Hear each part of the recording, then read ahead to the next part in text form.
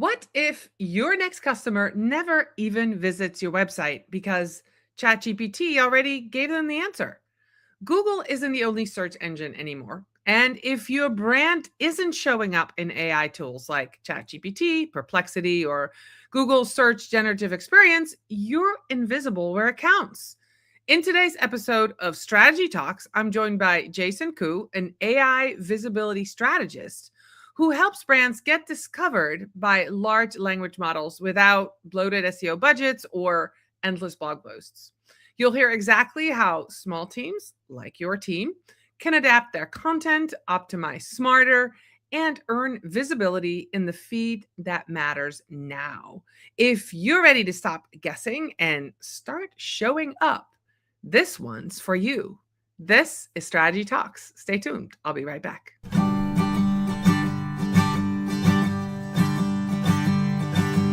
Let's strategize together. Let's hear it from an expert. Join the conversation, it's informative and free. You and me, let's talk some strategy.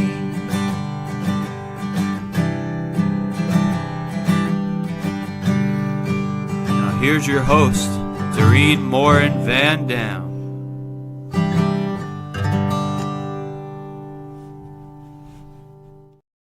Hello, everybody. This is your host, Dorien Morin-van, and I'm very thrilled to be back for episode 2 of season 5 of Strategy Talks. If you're watching this live, you might be on Facebook, you might be on LinkedIn, or you might be on YouTube. I'd love to know if you're watching live. And of course, because we're live, if you have questions, don't be afraid to ask them in the comments. They should show up right here for me in the StreamYard green room, and I should be able to see them and pull them up and ask the question to my guest, who I'll introduce to you in just a minute. Before I do, I want to welcome all of you, and especially those of you who listen to Strategy Talks as a podcast. So we're going to talk about AI visibility, and in particular for small teams. This is the season of content strategy for small teams.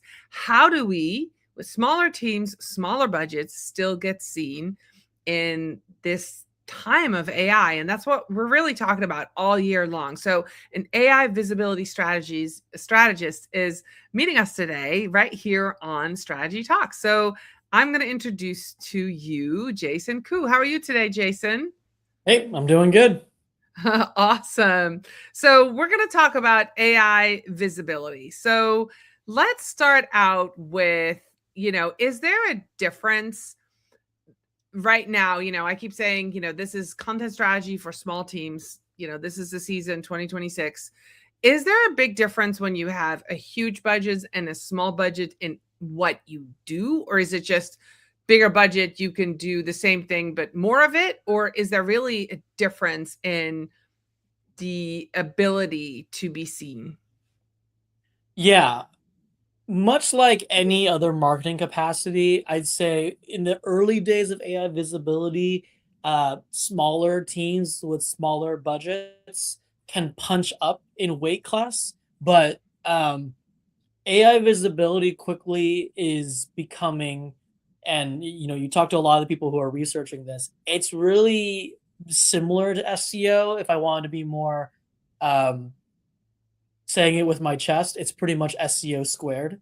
That's what AI Okay. visibility is. So at a certain point, bigger budgets will, lend to more content, more of everything, and it will be more successful. But I will say to those listening and from my own experience, we are encountering opportunities on the AI visibility front that, quite frankly, have surprised us, that are not more competitive, that have not been more taken advantage of. And so I don't want to be like over dramatic or everything, but there is an element of gold rush who can get there first. And if you can get there early and optimize, those with smaller budgets can do a lot. And there are clients that we've worked with where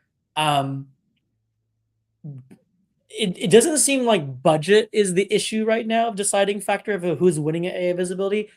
oh god, this will sound so corny, but it's good. It's really the teams and brands that are willing to gamble, roll the dice, and try something new rather than waiting for the big SEO publications and brands to publish articles about what they should do. Because yeah, it's just really the gumption and the, I don't want to call it bravery, but the willing to really try new things and put the R&D work in is what we're seeing do well. Now, if you don't do any of that and no one's doing anything, yes, then the big budgets are winning right now. But if you're willing to kind of try some stuff, this is the time and it's working. No, that's great. Actually, before you kept talking, I was like, "Oh man, agile." I'm an agile marketer. We talk about iterations. We talk about, fast to market, not maybe not first to market, but fast to market and adapting and being curious. And so everything you say makes sense, right? And I've experienced that myself. I've talked about it. If you're following this on LinkedIn and you've seen some of my posts last year, I really made a lot of changes in my podcast because this is a video podcast first, but the podcast was kind of like, the stepchild who just didn't get as much attention as it should have. And so last year, I really gave it a lot more attention, and just those small iterations of changes that I made really exponentially grew the podcast downloads and visibility. And so I totally get that even with a small budget, when you're willing to make those, when everybody goes zig, you go zag, or, when you're trying new things and digging deep and testing, that you can really make a difference. So I love hearing that. That's really great. So what are some of the core signals, right, that Google, ChatGPT, Perplexity actually look at? And how can somebody start optimizing for them today? Because you just kind of threw something out, you're seeing some things. We want to know what you're seeing. You just mentioned in the green room, you are really deep into this. You did reporting to your clients. Let's hear it. What are you seeing? Yeah. So, and what Dorien's talking about is we're doing our quarter reviews. It's because it's January at this episode. So I've been doing a lot of AI discussions with clients on a granular campaign level. Cutting right through to it, because I think what everyone wants to hear is not some long-winded, like, oh god, well, let's look at the journey. Really, you care about AI visibility if you're listening to this, and so we'll just cut right through to it. What we're finding for the signals of AI visibility is they still very much heavily rely on SEO signals. So what we're finding, and you can do this yourself, a lot of the times when you're searching for something on LLM or an AI, ChatGPT, Perplexity, whichever ones you want, we're finding that if you're looking for a product or service or a brand, they will still do web searches. And if they're doing web searches, we're finding a huge correlation between what's on the AI visibility answers. So in short, what the AI is answering and first page Google results. So what we're seeing essentially is, hey, the same signals that made you successful on the first page of Google directly influence AI visibility, because a lot of times, especially when the AI is doing a web search, the overlap is very high on AI visibility answers and Google, to the point where functionally day to day, though it may not be the most accurate, AIs are essentially Googling for you. That's essentially how we're treating it. Okay. All right. Is there anything that we should work on? Say somebody comes in, they have a new business, a startup, and their website hasn't been indexed for, say, 15 years. Should they work only on SEO on their website? Should they also, we were, again, talking in the green room about Reddit, LinkedIn, some of the other places. We're talking content strategy, Jason. Should somebody say, well, it's going to be an all-encompassing content strategy that includes, building the right website with the right pages, with the right landing pages, but also being visible in all the right places like Reddit and LinkedIn and everywhere else? What do you recommend? I'll give my recommendation first from a more entrepreneurial kind of startup perspective, and then we can take an SEO answer. From my perspective on anything like that, especially in a new era with AI coming to town, I'm a big believer is that you can cast a wide net, but you need to very quickly uh, specialize into one or two marketing channels that are working for you. So whether or Mm, not you love AI or you love social media or you love TikTok, or whatever, it doesn't matter. My thing is most marketing campaigns that I see that want all 10, 10 is just a random number, but 10 channels, mhm. they're I most of the time all 10 fail. I'm very big on you need to kind of iterate on the 10 and then very quickly focus on one or two that really do well for you. Unfortunately, most of the time you won't know until you're doing them. But just like your daily life, there are certain people that you just really get along with. You don't even feel like you're trying. Right. Marketing can kind of be the same. The marketing avenues that just adding more content doesn't feel like work and we're getting traction. I'm very big on having a very quick trigger on closing that net very quickly into one or two. Um, now, I'm coming in talking about AI visibility, so I'll specifically also look at AI visibility and SEO. If you're a startup and you're wondering, can I just skip SEO and go straight to AI visibility? Uh, you can, anything's possible, but what I'd recommend and what I've talked a lot about in other talks is the difficulty is right now. A lot of marketing teams have to face this difficult decision. AI visibility and AI itself probably takes up 90 to 95% of all business discourse right now. But majority of people's analytics, less than 2% of their referral traffic is coming from AI. So you could focus all in on AI and that'd be cool. However, AI traffic is still minuscule, to be honest. Anything less than 2%, that's minuscule. So I Mhm. wouldn't entirely recommend it. And also, as I mentioned earlier, AI visibility to do well on it actually necessitates SEO. If I was to really oversimplify it, I've joked with other SEOs.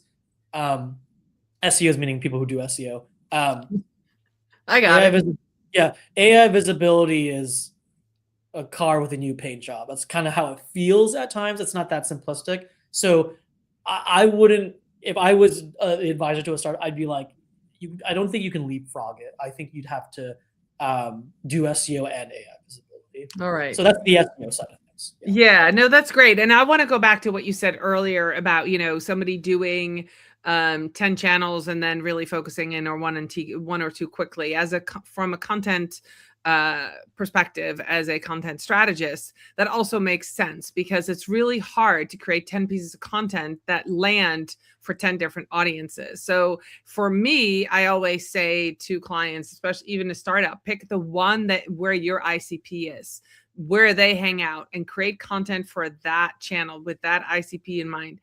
You can repurpose it everywhere else, but to rewrite for 10 different channels is really not very budget friendly. So it's easier to just say which one does which one or two does my ICP hang out the most. Let's get those into a system, we figure it out, we're getting an audience, we're building it, and then maybe repurpose some content on some different things. And maybe once a year or once every quarter, reevaluate where you go. So I love that answer from you, Jason, because it makes sense from content perspective as well as SEO. I add something to that too. This Yeah, is very real. absolutely. This is very real time, but I completely agree with that. But something that we have found too, you mentioned zig and zagging. So I'm gonna full circle you because you said zigzag to me. What we've also encountered for a couple of clients is Zupo. We historically focus mainly on B2B clients. That's Mhm. just what we focus on. We will on occasion do e-commerce B2C clients. We've even actually like won an award for one, but that's not usually where we play. However, what we have noticed too, and this is related to the startup question. I wasn't going to include it because I didn't want to take up too much time, but you asking it allows me to do it. Thank Yeah. you.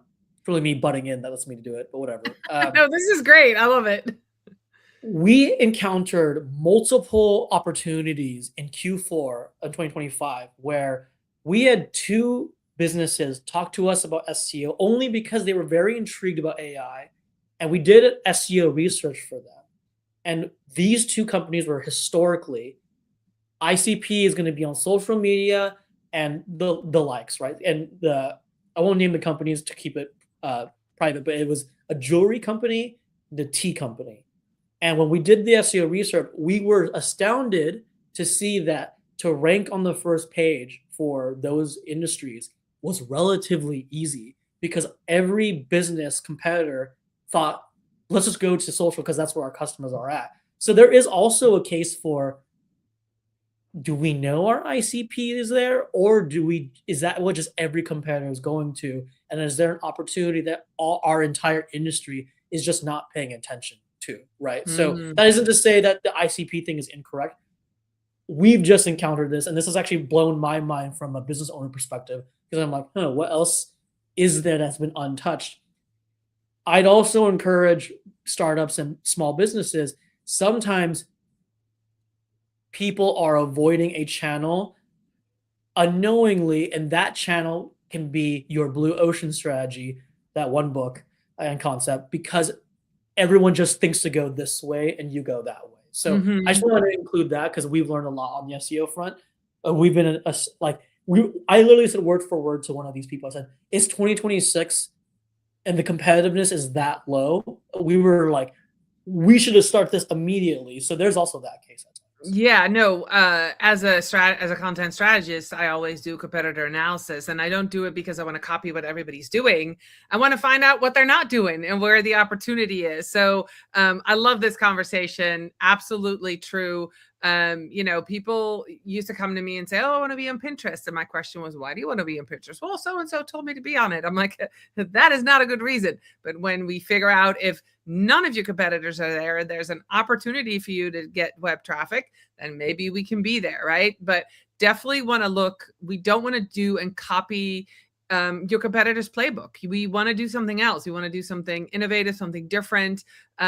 Because if we're doing the same thing as them, but we're a startup and we have less budget and we have fewer years, it's going to be almost impossible to compete with them. But if we're different, it's going to be much easier. So this is a great conversation. So you just mentioned AI audit or a visibility audit. Could you walk us through real quick?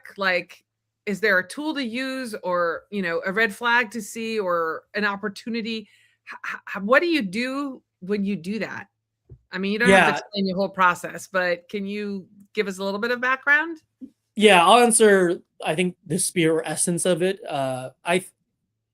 Everyone probably is doing some sort of an audit. And what I mean by that is tongue in cheek, that you're probably asking ChatGPT about yourself or whatever. And that is a version of it, although I don't recommend that. Shout out to Garrett Sussman from iPullRank. Last year at SEO Week, he showed a case study. He's the SEO director at an SEO agency, and he asked it, hey, what B2B SEO agency would you recommend? And ChatGPT said iPullRank, his agency. And he asked it, why did you recommend it? And they said, oh, because we know you work there. So it's one of the more dumb ways to look it up. And so that's a great example. Garrett, if you ever hear this, big fan. I talked to you that one time there. I love that example. I always use it. But that's the bad way. And, I'm sure if you're a marketing person listening to this, your CEO doing it too, and then emailing you, why don't we show up, or we do show up, we're fine. Those are not good proxies. The way to do an AI visibility, there are free tools like HubSpot. I think I hear about that one a lot. It's been a minute since I've tried all the tools. I did a whole trying of all these tools in January, but it's been a minute because we found the one we like. In short, we at Zupo use a company called Peak AI, Peec AI, great team out of Germany. And we like their tool because essentially you can list prompts out and then it'll track if you're being answered in ChatGPT, Perplexity, Google AI Overview, and more LLMs. More and more tools are catching up. SEMrush has their version. I know there's more out there as well. But the way that I would recommend it is, I'll be honest, I haven't really used a lot of the more common audit tools because the way I audit, and we've done this from our SEO days, is I think it's kind of like, I speak in metaphors, a lot of analogies. It's kind of like your physical fitness.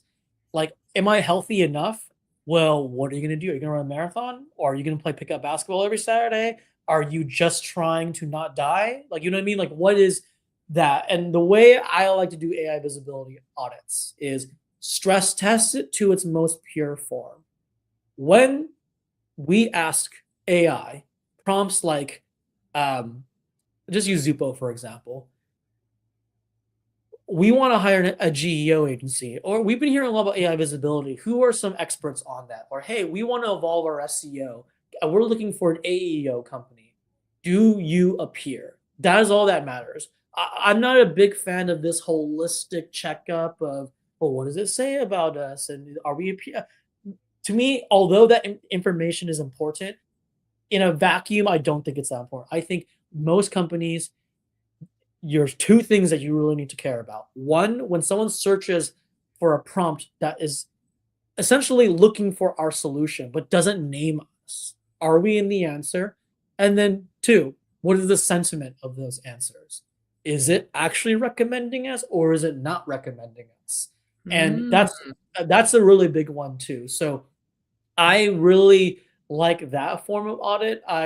Not to be disrespectful to the other styles, but any other audit that's like a let's do a holistic audit and see how you're doing. I kind of view that as your mechanic doing a car checkup. You're like hunting for an issue that in a vacuum doesn't matter. I care much more about what is the pure essence of why we are all doing this. It's we're searching for a solution or product. That's all it is, and are we showing it? That's all that matters. All right. So I love this. This is great. And I agree with you that that seems like a much better way. So if you don't show up, how do you fix it? Yeah. So the real answer is the term not perplexity. Sorry, I'm jumping ahead. The real answer is query fan out.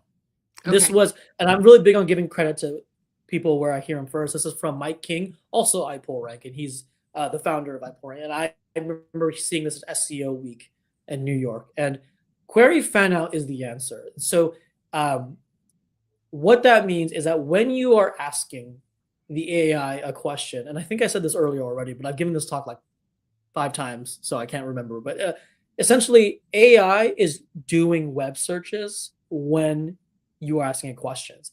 So the Right. key is understanding what the searches are, right? So the key to winning in AI visibility isn't like there's always this like feeling of like AI is all knowing and it's smarter than anyone and anything ever could be. So how do you think you can game it?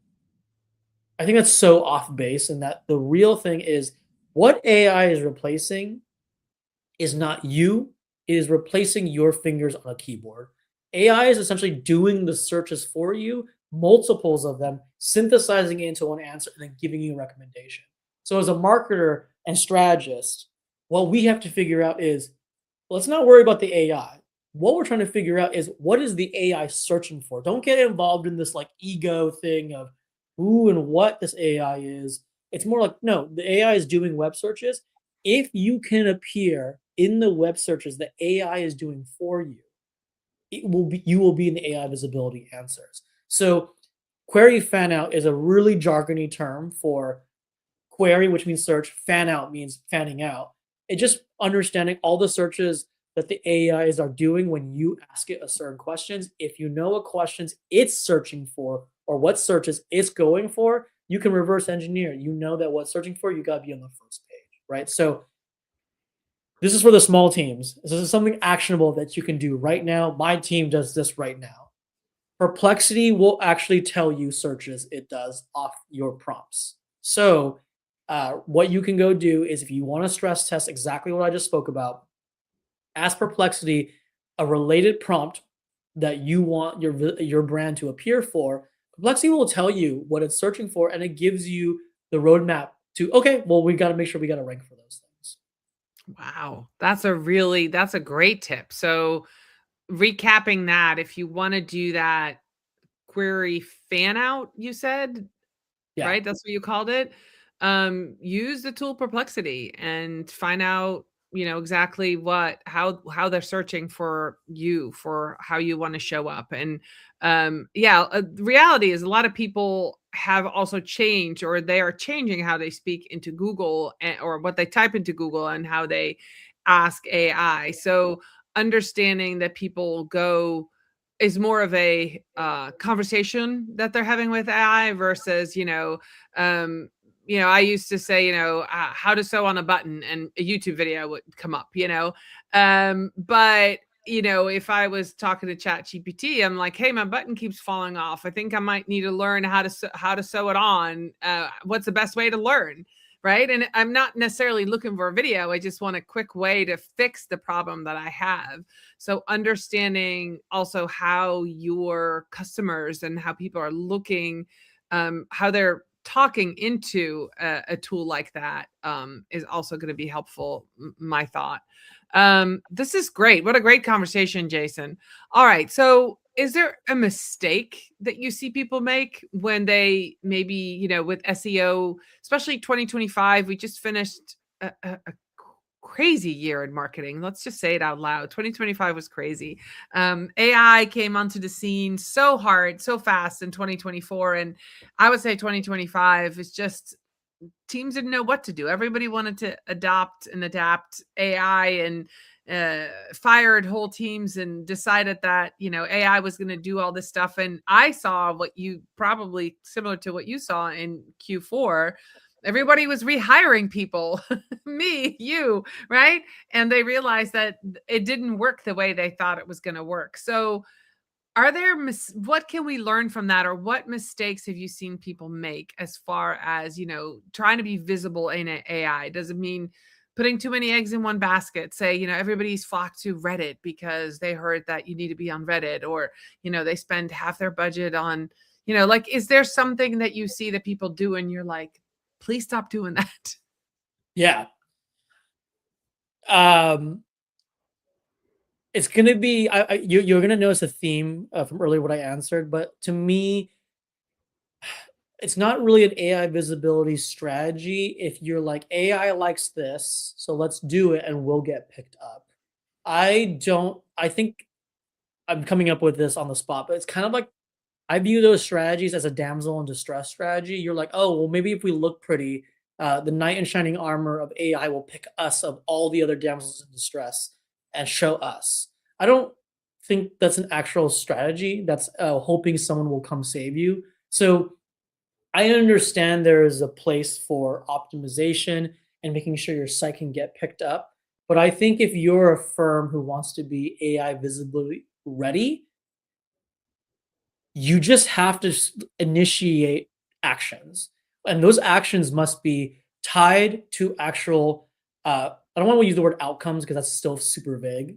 Your actions need to be tied to prompt groups and searches or prompt searches that you're actually trying to go for. I don't like this, like a, hey, are we AI visibly ready? For what? Like everything is contextual, right? So what for what? Like what do you mean ready, right?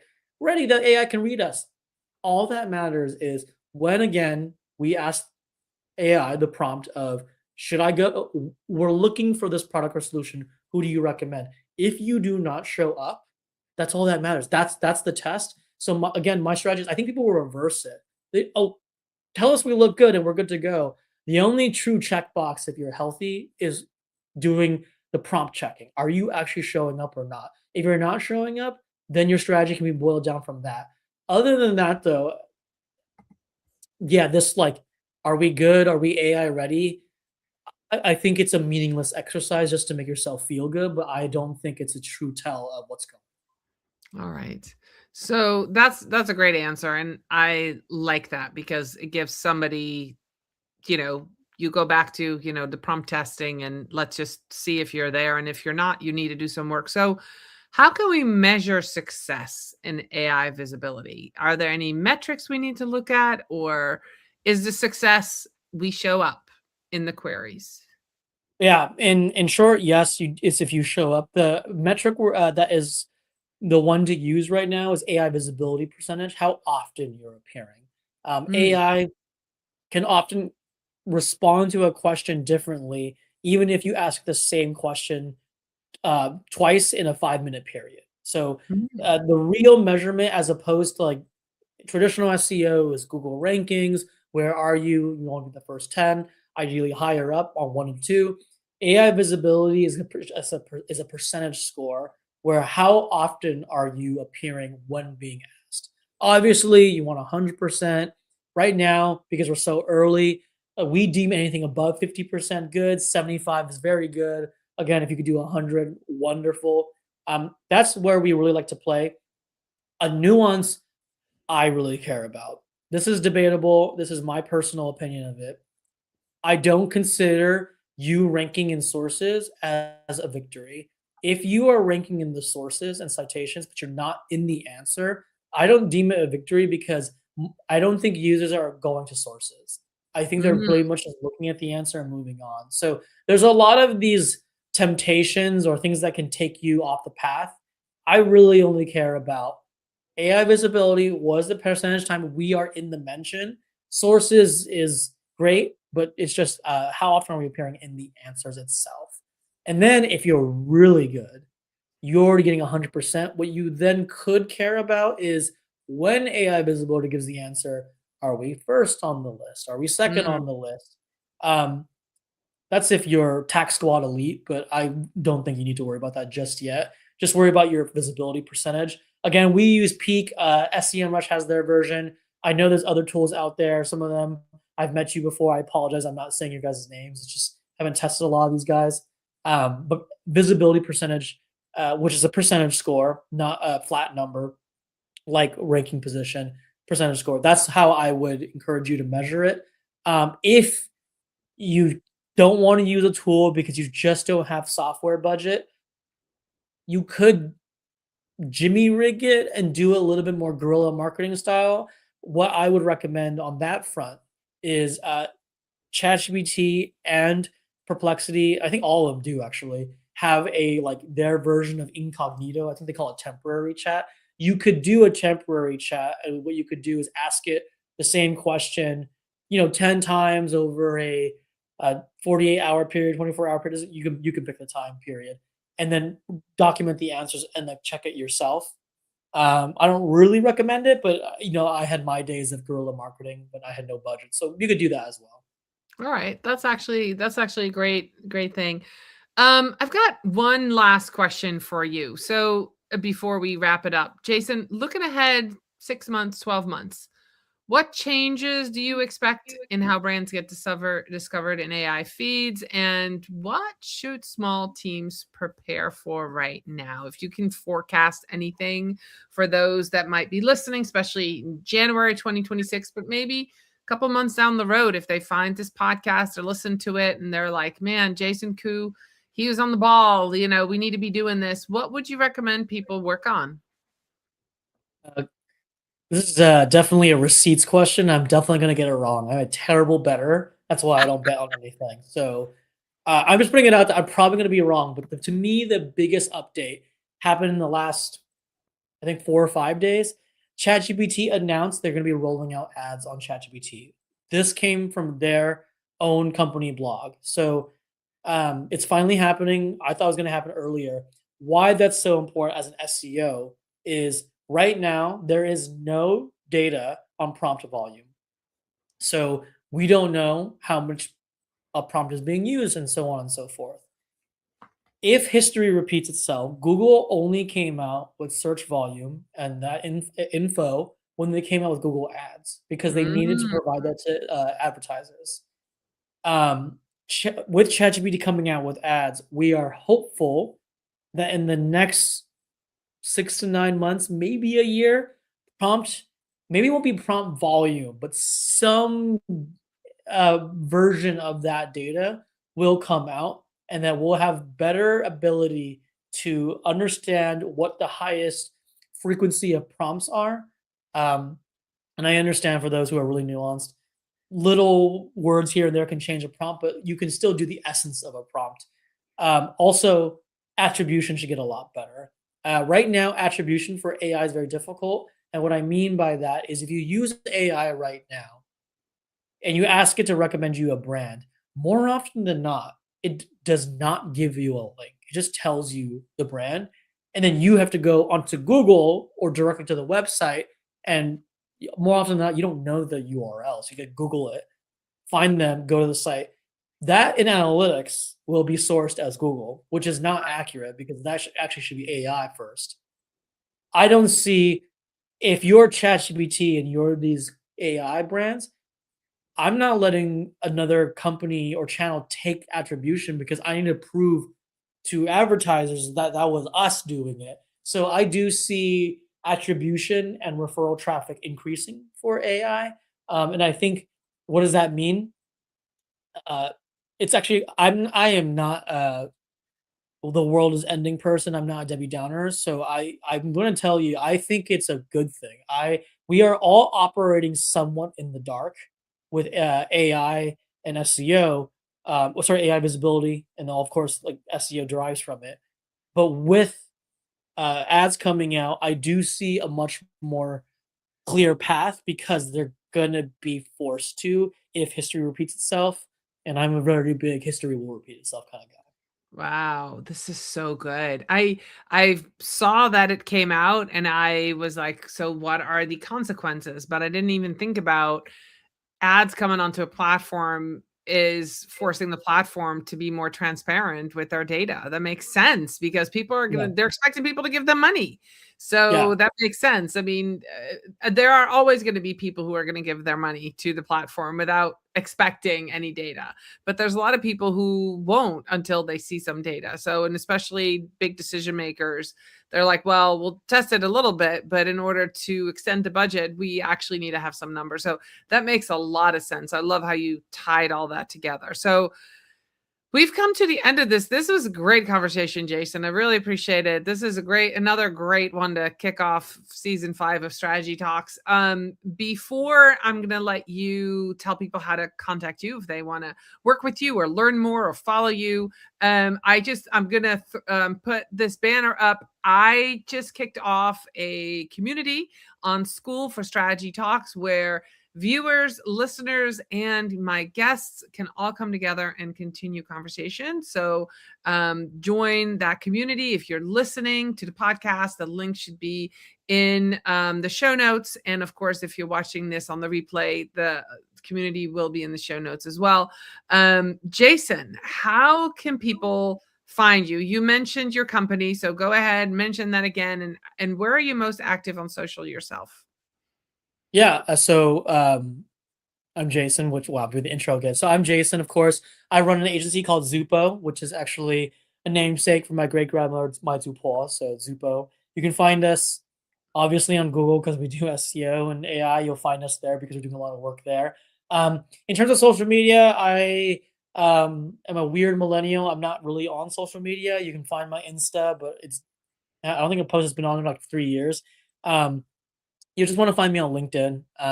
I post a lot of my talks and my findings on LinkedIn. So if you want to learn more about AI visibility, I'd highly encourage you just go to our LinkedIn.